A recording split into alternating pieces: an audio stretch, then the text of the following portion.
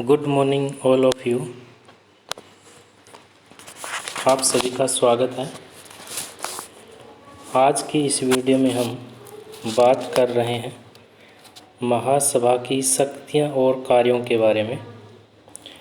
संयुक्त राष्ट्र की महासभा के कार्य और अधिकार, powers and function of general assembly के बारे में आज हम चर्चा कर रहे हैं। संयुक्त राष्ट्र की महासभा और महासभा के जो कार्य हैं वो आज हम इस वीडियो में देखेंगे, जो कि इस प्रकार से है। संयुक्त राष्ट्र की महासभा के अनेक कार्य हैं।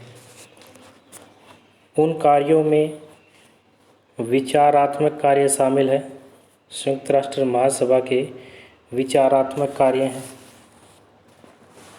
विचारात्मक कार्यों के साथ साथ निरीक्षणात्मक कार्यों का भी हम इस वीडियो में अध्ययन करेंगे। ये भी महासभा का एक कार्य है कि निरीक्षणात्मक कार्य करती है महासभा। निरीक्षणात्मक कार्यों के साथ साथ वित्तीय कार्य भी महासभा के द्वारा किए जाते हैं। वित्त संबंधी कार्य भी महासभा के द्वारा किए जाते हैं। वित्तीय कार्य भी महासभा के हैं। इसके साथ साथ संगठनात्मक कार्य भी महासभा के द्वारा किए जाते हैं। महासभा का यह भी कार्य है कि वो संगठन से संबंधित संगठनात्मक कार्य भी करती है। संशोधन संबंधी कार्य भी महासभा के द्वारा किए जाते हैं। चार्टर में संशोधन करना है, उससे संबंधित कार्य भी महासभा के द्वारा किए जाते हैं। इसके अलावा महासभा के विविध कार्य हैं, यानी कि इन कार्यों के अलावा और भी अनेक कार्य महासभा के द्वारा किए जाते हैं। तो आज की इस वीडियो में हम महासभा के विचारात्मक कार्यों के बारे में, निरीक्षणात्मक कार्यों के बारे में, वित्तीय कार्य, संगठनात्मक कार्य, संशोधन संबंधी कार्य और विविध कार्यों के बारे में चर्चा करेंगे, जो कि इस प्रकार से है। सबसे पहले हम बात करते हैं पहले कार्य की कि महासभा का जो पहला कार्य है वह है विचारात्मक कार्य। विचारात्मक कार्य, विचारात्मक कार्य को हम 3 भागों में बांट सकते हैं।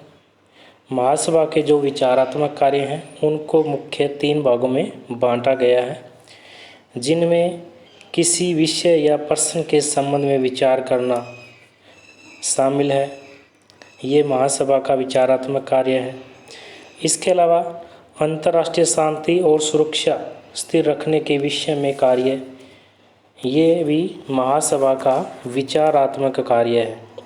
और सिफारिशें करने के संबंध में भी महासभा का विचारात्मक कार्य है। तो सबसे पहले हम महासभा के विचारात्मक कार्य में किसी विषय या प्रश्न के संबंध में विचार करना, इस कार्य पर चर्चा करते हैं। नाम से स्पष्ट है कि किसी विषय या प्रश्न के संबंध में विचार करना, ये जो कार्य है महासभा का, जो कि पहले तो विचारात्मक कार्य के अंतर्गत आता है। इसके बाद यह जो कार्य है वो संयुक्त राष्ट्र के चार्टर के अनुच्छेद 10 में इस कार्य के बारे में व्यवस्था की गई है। संयुक्त राष्ट्र का अपना चार्टर है। संयुक्त राष्ट्र के संविधान को चार्टर कहते हैं। इस प्रकार से संयुक्त राष्ट्र के चार्टर के अनुच्छेद 10 में, कौन से अनुच्छेद में? अनुच्छेद 10 में यह व्यवस्था की गई है कि महासभा अपने क्षेत्राधिकार में निहित किसी भी विषय पर विचार विनिमय कर सकती है। विचार कर सकती है, विचारात्मक कार्य है। इसके अलावा संयुक्त राष्ट्र के किसी भी अंग की, संयुक्त राष्ट्र संघ के मुख्य 6 अंग है, हमें पता है। तो संयुक्त राष्ट्र के किसी भी अंग की शक्तियों एवं कार्यों से संबंधित जो विषय हैं उन पर भी विचार विनिमय कर सकती है। यह भी महासभा का विचारात्मक कार्य है। इसके अलावा महासभा जिस विषय पर विचार विमर्श करती है, चाहे वो किसी भी अंग से संबंधित हो, किसी भी अंग की शक्ति और कार्य से संबंधित है, जिस भी अंग की शक्ति और कार्य से संबंधित कार्य महासभा के द्वारा किया जाता है या महासभा उस विषय पर विचार विमर्श करती है, वह उसके संबंध में सिफारिशें भी दे सकती है। महासभा केवल विचार विनिमय ही नहीं करती बल्कि उससे संबंधित सिफारिशें भी दे सकती हैं, सिफारिशें भी कर सकती है। किसी विषय या प्रश्न के संबंध में विचार करने से संबंधित कार्य में महासभा के द्वारा चार्टर के अनुच्छेद 10 में महासभा को शक्तियाँ दी गई है, यानी कि चार्टर का जो अनुच्छेद 10 है उसमें महासभा को इससे संबंधित शक्तियाँ प्रदान की गई है। तो इस प्रकार से महासभा का जो पहला कार्य है विचारात्मक कार्य, उसमें किसी विषय या प्रश्न के संबंध में विचार करना कार्य भी महासभा का शामिल है। विचारात्मक कार्यों में महासभा का जो दूसरा कार्य है वह है अंतर्राष्ट्रीय शांति और सुरक्षा स्थिर रखने के विषय में कार्य। अंतर्राष्ट्रीय शांति और सुरक्षा स्थिर रखने के विषय में कार्य, यह कार्य भी महासभा का विचारात्मक कार्य के अंतर्गत ही आता है। अंतर्राष्ट्रीय शांति और सुरक्षा को स्थिर रखना सुरक्षा परिषद का प्रथम कार्य है, पहला कर्तव्य है। सुरक्षा परिषद का मुख्य उद्देश्य यही है कि अंतर्राष्ट्रीय स्तर पर शांति और सुरक्षा बनी रहे। परंतु महासभा अंतर्राष्ट्रीय शांति और सुरक्षा के लिए सहयोग के सामान्य सिद्धांतों पर विचार करती है। मुख्य जो कार्य हैं सुरक्षा और शांति व्यवस्था सुरक्षा परिषद का है, सिक्योरिटी काउंसिल का है, लेकिन महासभा अंतर्राष्ट्रीय शांति और सुरक्षा के लिए सहयोग के सामान्य सिद्धांत पर बात करती है, सामान्य सिद्धांत पर विचार करती है। महासभा को यह जो पावर है, महासभा को यह जो शक्ति प्रदान की गई है वो चार्टर के अनुच्छेद 11 के तहत महासभा को दी गई है। इस अनुच्छेद में यानी कि अनुच्छेद 11 में, इस अनुच्छेद में यह भी व्यवस्था है कि महासभा निशस्त्रीकरण को नियंत्रित और शस्त्रीकरण को नियमित करने के विषय में भी सिद्धांतों पर विचार विनिमय कर सकती है, क्योंकि मुख्य कार्य शांति और सुरक्षा बनाए रखना है और शांति और सुरक्षा बनाए रखने के लिए वह निशस्त्रीकरण और शस्त्र नियंत्रण से संबंधित नियमित विषयों पर भी विचार विमर्श कर सकती है। क्योंकि अगर शस्त्रों की जो होड़ है, शस्त्रों की होड़ बढ़ेगी, शस्त्रों का उत्पादन बढ़ेगा तो अंतर्राष्ट्रीय शांति और सुरक्षा स्थिर नहीं हो सकती। इसीलिए महासभा निशस्त्रीकरण को नियंत्रित और शस्त्रीकरण को नियमित करने के लिए उन विषयों पर विचार विमर्श कर सकती है। ऐसे सिद्धांतों के विषय में महासभा संयुक्त राष्ट्र के सदस्यों या सुरक्षा परिषद या दोनों को अपनी सिफारिशें भेज सकती है। तो ऐसे जो विषय हैं उन पर महासभा संयुक्त राष्ट्र के सदस्यों या सुरक्षा परिषद को भी रिकमेंड कर सकती है, अपनी सिफारिशें भेज सकती है। तो इस प्रकार से यह महासभा का जो विचारात्मक कार्य है उसमें दूसरा कार्य है कि अंतर्राष्ट्रीय शांति और सुरक्षा स्थिर रखने के विषय में कार्य भी महासभा के द्वारा किए जाते हैं। तीसरा जो विचारात्मक कार्य है महासभा का वह है सिफारिशें करने से संबंध कार्य। सिफारिशों करने से संबंध कार्य भी महासभा का है, जो कि विचारात्मक कार्य के अंतर्गत आता है। अनुच्छेद 13 का अगर हम जिक्र करें, चार्टर का जो अनुच्छेद 13 है, 13 के अंतर्गत ऐसे मुख्य उद्देश्य रखे गए हैं जिन्हें सम्मुख रखकर महासभा किसी विषय का अध्ययन या विचार करने के पश्चात अपनी सिफारिशें दे सकती है। अपनी जो सिफारिशें महासभा के द्वारा दी जाती है किसी विषय में, उससे संबंधित शक्ति महासभा की अनुच्छेद 13 में है, चार्टर के अनुच्छेद 13 में है। और उसमें जो मुख्य उद्देश्य हैं वो इस प्रकार से हैं, जिसमें मुख्य उद्देश्यों में राजनीतिक क्षेत्र में अंतर्राष्ट्रीय सहयोग को विकसित करना भी शामिल है। इससे संबंधित सिफारिश भी महासभा के द्वारा की जा सकती है कि राजनीतिक क्षेत्र में अंतर्राष्ट्रीय सहयोग को विकसित करना। इसके अलावा अंतर्राष्ट्रीय कानून और इसके संहिताकरण को प्रोत्साहित करना विषय भी इसी में शामिल है। आर्थिक, सामाजिक, सांस्कृतिक, शैक्षणिक और स्वास्थ्य आदि के क्षेत्रों में भी अंतर्राष्ट्रीय सहयोग करना या इससे संबंधित सिफारिशें भी महासभा के द्वारा की जा सकती है। वंश, लिंग, भाषा या धर्म पर आधारित भेदभाव के बिना सभी के लिए मानव अधिकारों और मौलिक स्वतंत्रताओं की प्राप्ति में सहायता करना, इससे संबंधित सिफारिश भी महासभा के द्वारा की जाती है। तो इस प्रकार से ये जो कार्य है वो महासभा के विचारात्मक कार्य है। महासभा का पहला और महत्वपूर्ण कार्य है विचारात्मक कार्य है, जिसमें मुख्य 3 कार्य हैं। किसी विषय या प्रश्न के संबंध में विचार करना, अंतर्राष्ट्रीय शांति और सुरक्षा स्थिर रखने के विषय में कार्य करना और सिफारिशें करने से संबंधित है कार्य। इसके बाद आता है महासभा का दूसरा कार्य। महासभा का जो दूसरा मुख्य कार्य है वह है निरीक्षणात्मक कार्य है, सुपरविजरी फंक्शन है, निरीक्षणात्मक कार्य। महासभा का जो निरीक्षणात्मक कार्य है उसका वर्णन चार्टर के अनुच्छेद 15 में है। संयुक्त राष्ट्र का अपना एक चार्टर है, संयुक्त राष्ट्र के संविधान को चार्टर कहते हैं, और संयुक्त राष्ट्र का जो चार्टर है उसके अनुच्छेद 15 में निरीक्षणात्मक कार्यों का वर्णन किया गया है। तो संयुक्त राष्ट्र की महासभा जो है वो निरीक्षणात्मक कार्य भी करती है, और जिनका वर्णन है अनुच्छेद 15 में, चार्टर के अनुच्छेद 15 में। इस अनुच्छेद में और क्या है, इस अनुच्छेद में यह व्यवस्था की गई है कि महासभा सुरक्षा परिषद से वार्षिक और विशेष प्रतिवेदन प्राप्त करके उन पर विचार कर सकती है।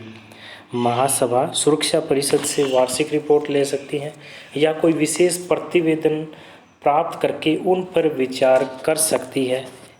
ये भी महासभा का क्या है, निरीक्षणात्मक कार्य है।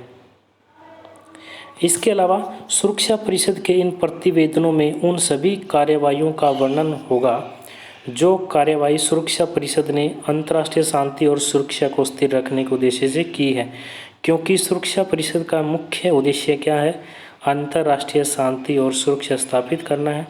इसीलिए सुरक्षा परिषद के इन प्रतिवेदनों में उन सभी कार्यवाहियों का वर्णन किया जाएगा जो जितनी भी कार्यवाही जो है वो सुरक्षा परिषद ने अंतर्राष्ट्रीय शांति और सुरक्षा को बनाए रखने के उद्देश्य से की है, उन सभी का वर्णन इसमें होगा। इसके अलावा इस अनुच्छेद में यह भी व्यवस्था है कि संयुक्त राष्ट्र के अन्य अंग भी अपने प्रतिवेदन महासभा को प्रस्तुत करेंगे। यानी कि अनुच्छेद 15 ये भी कहता है कि दूसरे जो और अंग हैं, क्योंकि संयुक्त राष्ट्र के 6 अंग हैं, तो संयुक्त राष्ट्र के जो अन्य अंग हैं उनके द्वारा भी अपने प्रतिवेदन महासभा को प्रस्तुत किए जाएंगे, और महासभा उन प्रतिवेदनों पर विचार विमर्श भी करेगी। ये भी महासभा का क्या है कि निरीक्षणात्मक कार्य है, और महासभा का जो निरीक्षणात्मक कार्य है इसका वर्णन चार्टर के अनुच्छेद 15 में किया गया है। इसके बाद हम बात करते हैं महासभा के तीसरे कार्य के बारे में। महासभा का जो नेक्स्ट कार्य है वह है वित्तीय कार्य। वित्त से संबंधित कार्य भी महासभा के द्वारा किए जाते हैं। महासभा के जो वित्त संबंधी कार्य हैं उनका वर्णन चार्टर के अनुच्छेद 17 में है। चार्टर का अनुच्छेद अगर हम 17 देखेंगे तो वहाँ पर महासभा के वित्तीय शक्तियों का वर्णन किया गया है। महासभा के जो वित्तीय कार्य आर्टिकल 17 में दिए गए हैं वो इस प्रकार से हैं, जिसमें संयुक्त राष्ट्र के बजट पर विचार करना और उसका अनुमोदन करना शामिल है। महासभा का यह भी वित्तीय कार्य है जो कि आर्टिकल 17 में वर्णित है कि संयुक्त राष्ट्र के बजट पर विचार करना और उसका अनुमोदन करना, यह संयुक्त राष्ट्र की महासभा का वित्तीय कार्य है। वित्तीय कार्यों में सदस्य राष्ट्रों पर संयुक्त राष्ट्र के व्यय का अनुपात निर्धारित करना, सदस्य राष्ट्रों पर संयुक्त राष्ट्र के व्यय का अनुपात को निर्धारित करना, यह कार्य भी महासभा का वित्तीय कार्य है कि संयुक्त राष्ट्र के जितने भी अंग हैं उनके व्यय के अनुपात को निर्धारित भी महासभा के द्वारा वित्तीय कार्यों में किया जाता है। वित्तीय कार्यों में ये भी शामिल है कि अनुच्छेद 17 में व्यवस्थित विशिष्ट अभिकरणों की वित्तीय या बजट के विषय में व्यवस्थाओं को स्वीकृति देना। महासभा का यह भी वित्तीय कार्य है कि अनुच्छेद 57 में व्यवस्थित जो विशिष्ट अभिकरण हैं उनकी वित्तीय या बजट के विषय में व्यवस्थाओं को स्वीकृति प्रदान करना भी महासभा का मुख्य वित्तीय कार्य है। इसके अलावा महासभा के वित्तीय कार्यों में विशिष्ट अभिकरणों के बजट का निरीक्षण करना और उन्हें बजट संबंधी सिफारिश करना भी शामिल है। विशिष्ट जो अभिकरण है युवर्णों के विशिष्ट अभिकरण 17 विशिष्ट अभिकरण है युवर्णों के, तो विशिष्ट अभिकरण के बजट का जो निरीक्षण और उन्हें बजट संबंधी जो सिफारिश है ये भी संयुक्त राष्ट्र का कार्य है, जो कि संयुक्त राष्ट्र के वित्तीय कार्यों के अंतर्गत आता है। तो इस प्रकार से संयुक्त राष्ट्र की महासभा का ये वित्तीय कार्य है और महासभा के वित्तीय कार्यों में मुख्य कार्यों में संयुक्त राष्ट्र के बजट पर विचार करना और उसका अनुमोदन करना शामिल है। इसके अलावा सदस्य राष्ट्रों पर संयुक्त राष्ट्र के व्यय का अनुपात को निर्धारित करना भी शामिल है और अनुच्छेद 57 में व्यवस्थित विशिष्ट अभिकरण की वित्तीय या बजट के विषय में व्यवस्थाओं को स्वीकृति देना। इसके अलावा विशिष्ट अभिकरण के बजट का निर्धारण करना और उन्हें बजट संबंधी सिफारिश करना भी महासभा का वित्तीय कार्य है। महासभा के वित्तीय कार्य के बाद हम जिक्र करते हैं महासभा के संशोधन संबंधी कार्य। महासभा के पास संशोधन संबंधी कार्य है, महासभा संशोधन भी करती है और महासभा के जो संशोधन संबंधी कार्य हैं उनका जिक्र आर्टिकल 108 में किया गया है, यानी कि संशोधन करने की शक्ति जो महासभा की है उसका वर्णन चार्टर के अनुच्छेद 108 में है, अनुच्छेद 108 में है।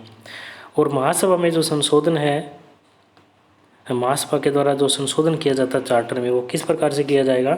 महासभा अपने 2/3 सदस्यों के बहुमत से संशोधन प्रस्ताव पारित कर सकती है।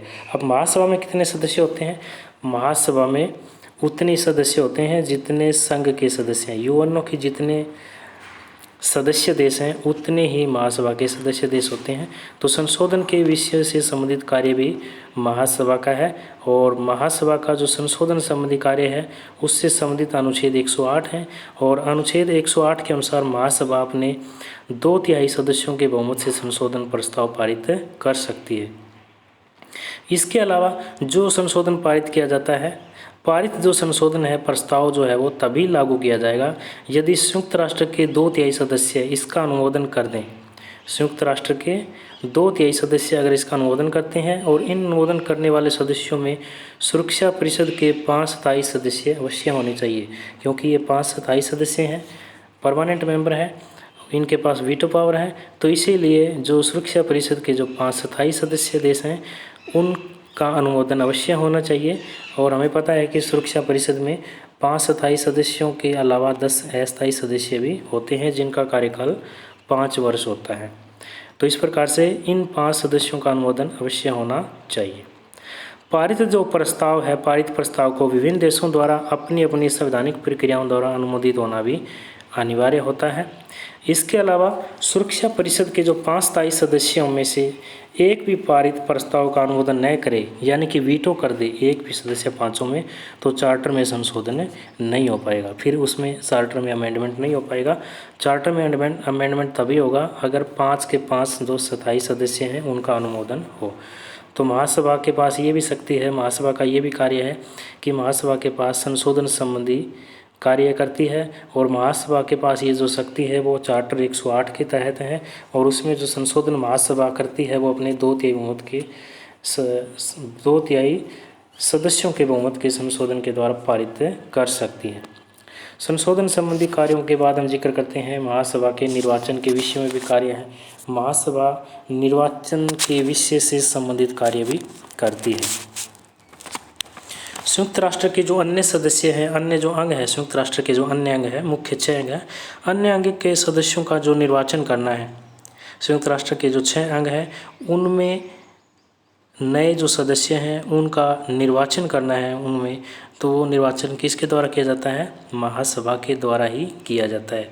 और महासभा जो निर्वाचन करती है वो इस प्रकार से है, जिसमें महासभा के द्वारा सुरक्षा परिषद के जो 10 अस्थायी सदस्यों का निर्वाचन किया जाता है जिनका कार्यकाल कितना होता है, 2 वर्ष होता है, उनको निर्वाचित करती है महासभा। ये भी महासभा का निर्वाचन संबंधी कार्य है। इसके अलावा आर्थिक और सामाजिक परिषद के जो 54 सदस्य हैं जिनका कार्यकाल 3 वर्ष के लिए होता है, 3 वर्ष के लिए निर्वाचित होते हैं, इनको निर्वाचित करना भी महासभा का निर्वाचन संबंधी कार्य है।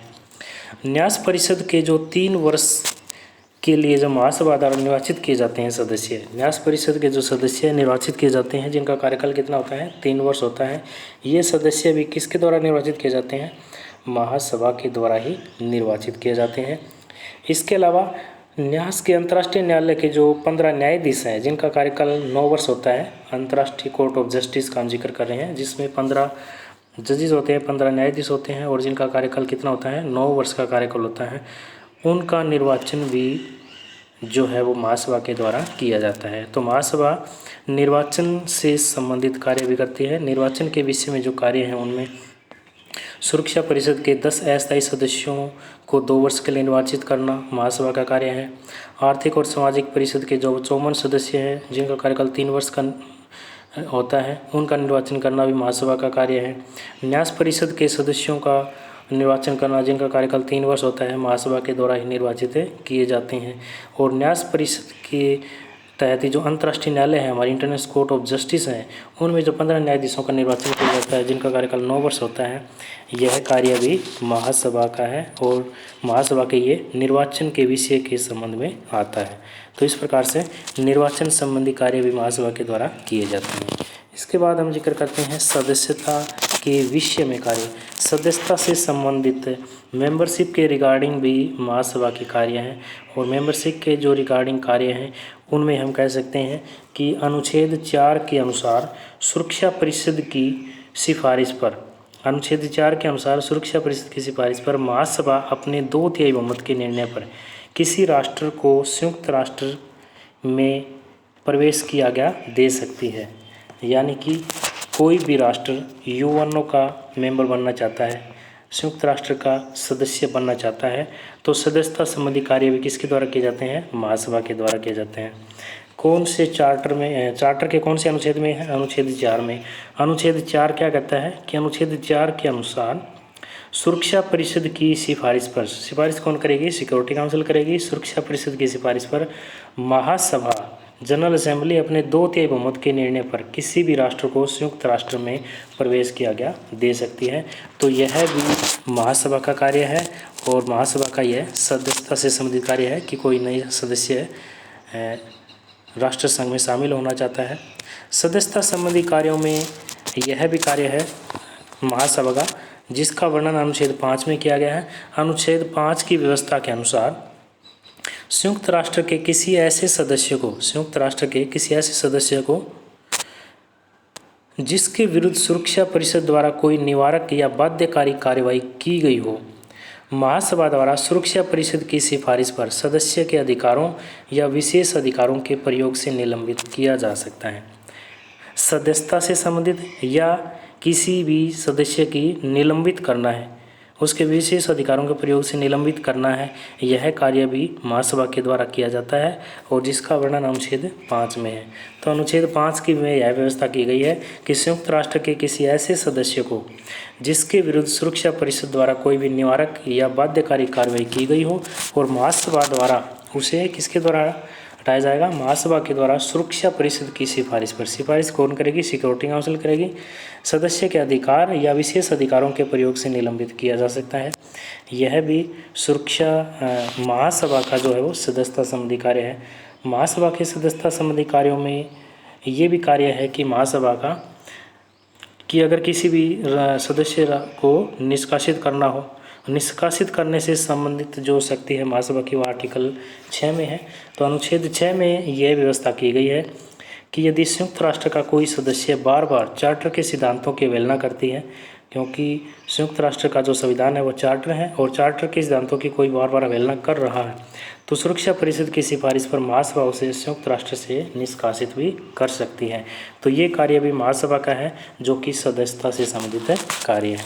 तो सदस्यता से संबंधित कार्य 3 है जिनमें महासभा के, जिनमें अनुच्छेद 4 में ऐसा कार्य है कोई नया राज्य को प्रवेश देना हो, नए राज्य नया देश जो है उसको शामिल करना हो यूएनओ में, या किसी भी जो सदस्य देश है उसके कार्य अधिकारों का निलंबन करना हो तो उससे संबंधित अनुच्छेद 5 में व्यवस्था की गई है, और अनुच्छेद 6 में ऐसे देश को निष्कासित करना है जो कि बार बार चार्टर के सिद्धांतों की अवहेलना कर रही हो। तो ये भी महासभा के सदस्यता संबंधी कार्य है। सदस्यता संबंधी कार्यों के बाद हम जिक्र करते हैं महासभा के विविध कार्य हैं। महासभा के इन कार्यों के अलावा और भी अनेक कार्य हैं, जिनमें मुख्य है राजनीतिक क्षेत्र में अंतर्राष्ट्रीय सहयोग को विकसित करना। राजनीतिक क्षेत्र में अंतर्राष्ट्रीय सहयोग को विकसित करना भी महासभा का कार्य है। महासभा के अनेक हमने मुख्य कार्य पढ़े हैं, जिनमें निरीक्षणात्मक कार्य हमने देखा, विचारात्मक कार्य हैं, वित्तीय कार्य हैं, सदस्यता से संबंधित कार्य महासभा ने किए हैं, निर्वाचन से संबंधित कार्य महासभा के हैं, संशोधन से संबंधित कार्य भी महासभा के हैं। इन कार्यों के अलावा भी महासभा के कार्य हैं, जिनमें राजनीतिक क्षेत्र में अंतर्राष्ट्रीय सहयोग को विकसित करना शामिल है। इसके साथ साथ अंतर्राष्ट्रीय कानून के विकास और इसके संहिताकरण को प्रोत्साहित करना, यह भी महासभा का मुख्य कार्य है कि अंतर्राष्ट्रीय कानून के विकास और इसके संहिताकरण को प्रोत्साहित करना। अंतर्राष्ट्रीय कानून के विकास और इसके संहिताकरण को प्रोत्साहित करना भी महासभा का कार्य है। इसके अलावा महासभा आर्थिक, सामाजिक, सांस्कृतिक, शैक्षणिक और स्वास्थ्य आदि के क्षेत्रों में भी अंतर्राष्ट्रीय सहयोग विकसित करती है।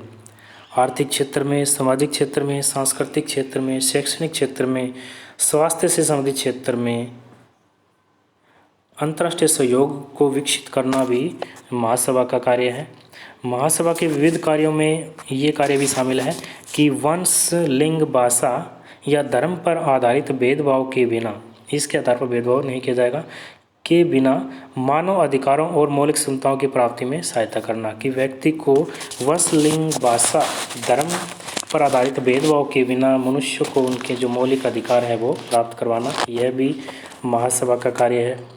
इसके अलावा अंतर्राष्ट्रीय कानून के अनुसार अंतर्राष्ट्रीय श्रम कल्याण को प्रोत्साहित करना, ILO, इंटरनेशनल लेबर ऑर्गेनाइजेशन, अंतर्राष्ट्रीय श्रम संगठन। तो अंतर्राष्ट्रीय कानून के अनुसार अंतर्राष्ट्रीय श्रम कल्याण को प्रोत्साहित करना भी महासभा का कार्य है। और इसके साथ साथ विश्व के समस्त लोगों को निर्धनता से बचाना, विश्व के समस्त लोगों को निर्धनता से बचाना, पॉवर्टी से बचाना, और इसके साथ साथ उनके जीवन स्तर को ऊंचा उठाना। उनको निर्धनता से तो बचाना ही है, इसके साथ साथ उनके जीवन स्तर को अपर करना है, उनके जीवन स्तर को ऊंचा उठाना भी महासभा का कार्य है। तो विश्व के जो समस्त लोगों को निर्धनता से बचाना और उनके जीवन स्तर को ऊंचा उठाना, यह भी महासभा का कार्य है। इसके अलावा उपनिवेशों के हितों की रक्षा करना, जो देश उपनिवेश बन गए हैं उनके हितों की रक्षा करना, उनको स्वतंत्रता दिलाना, उनके हितों की रक्षा करना, यह भी महासभा का कार्य है। तो इस प्रकार से महासभा के क्या है, अनेक कार्य हैं, जिनमें हमने देखा कि राजनीतिक क्षेत्र में अंतर्राष्ट्रीय सहयोग को विकसित करना, यह भी महासभा का कार्य है। अंतर्राष्ट्रीय कानून के विकास और इसके संहिताकरण को प्रोत्साहित करना, ये भी महासभा का कार्य है। आर्थिक, सामाजिक, सांस्कृतिक, शैक्षणिक और स्वास्थ्य आदि के क्षेत्र में अंतर्राष्ट्रीय सहयोग को विकसित करना भी महासभा का कार्य है। वंश, लिंग, भाषा या धर्म पर आधारित भेदभाव के बिना सभी के लिए मानव अधिकारों और मौलिक स्वतंत्रता की प्राप्ति करना भी महासभा का कार्य है। अंतर्राष्ट्रीय कानून के अनुसार अंतर्राष्ट्रीय श्रम कल्याण को प्रोत्साहित करना भी महासभा का कार्य है। विश्व के समस्त लोगों को निर्धनता से बचाना और उनके जीवन स्तर को उठाना भी महासभा का कार्य है। और इसके अलावा जो देश उपनिवेश बन गए हैं उनके हितों की रक्षा करना भी महासभा का कार्य है। तो आज की इस वीडियो में हम महासभा के कार्यों के बारे में चर्चा कर रहे हैं, और जिनमें हमने महासभा के मुख्य जो कार्य हैं उनका वर्णन किया, जिनमें महासभा के विचारात्मक कार्य शामिल है, महासभा के निरीक्षणात्मक कार्य शामिल है, महासभा के वित्तीय कार्य शामिल है, महासभा के सदस्यता के विषय में कार्य शामिल है, महासभा के निर्वाचन से संबंधित कार्य भी शामिल है। इसके अलावा महासभा के संशोधन से संबंधित कार्य भी शामिल है और महासभा के विविध कार्य भी शामिल हैं। तो इस प्रकार से आज की इस वीडियो में हमने महासभा के कार्यों के बारे में चर्चा की है।